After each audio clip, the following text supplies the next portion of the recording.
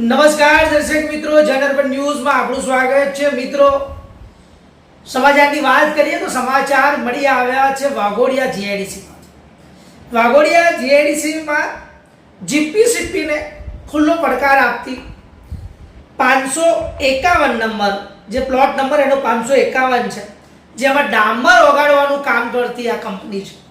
વિગતવાર વાત કરીએ તો વડોદરા જિલ્લાના વાઘોડિયા તાલુકામાં આવેલ જીઆઈડીસી ટોમેક્સ રોડ પર આવેલ બેંક ઓફ બરોડાની બાજુમાં પ્લોટ નંબર 551 આવેલ છે, જેમાં નામ બોર્ડ વગરની કંપની છે અને આ કંપનીમાં ડામર ઓગાળવાની પ્રોસેસ થાય છે।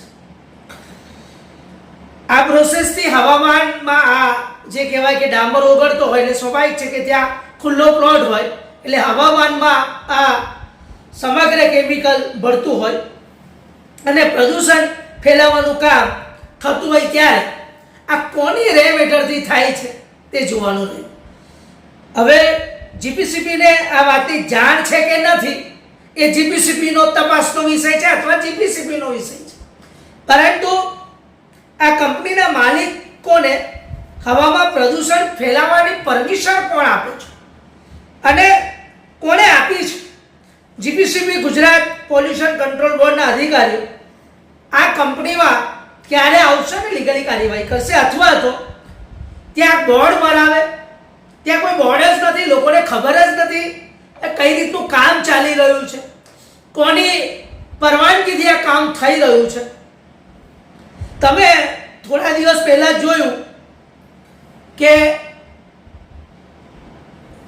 રેતી ખનન માફિયા, આ રેતી ખનન માફિયાઓ દ્વારા પત્રકાર પર હુમલો કરવામાં આવ્યો, જેનું મુખ્ય કારણ આ જ હતું। પત્રકાર આવી જ રીતે સાચી હકીકત બહાર લાવતા હોય અને જ્યારે જીવના જોખમે આ પ્રસારણ જે માધ્યમો રજૂ કરતા હોય ત્યારે આવા માફિયાઓ દ્વારા તેમની પર હુમલા થતા હોય છે।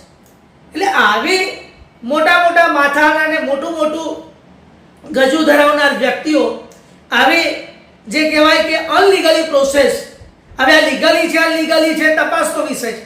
ફિલહાલ ત્યાં ખૂબ જ મોટા પ્રમાણમાં પોલ્યુશન થાય છે અને જીપીસીપી ત્યાં ક્યારે આવે છે, જીપીસીપી આવીને ત્યાં લીગલી બોર્ડ ક્યારે લગાવવામાં આવે છે, કયા પ્રોસેસ દરમિયાન આ કામ થઈ રહ્યું છે અને આ કામની શું વિગત છે, કંપનીનું નામ શું છે, આ તમામ જે કહેવાય કે કાયદેસર રીતે કાર્યવાહી ક્યારે કરવામાં આવે છે તે જોવાનું રહેશે।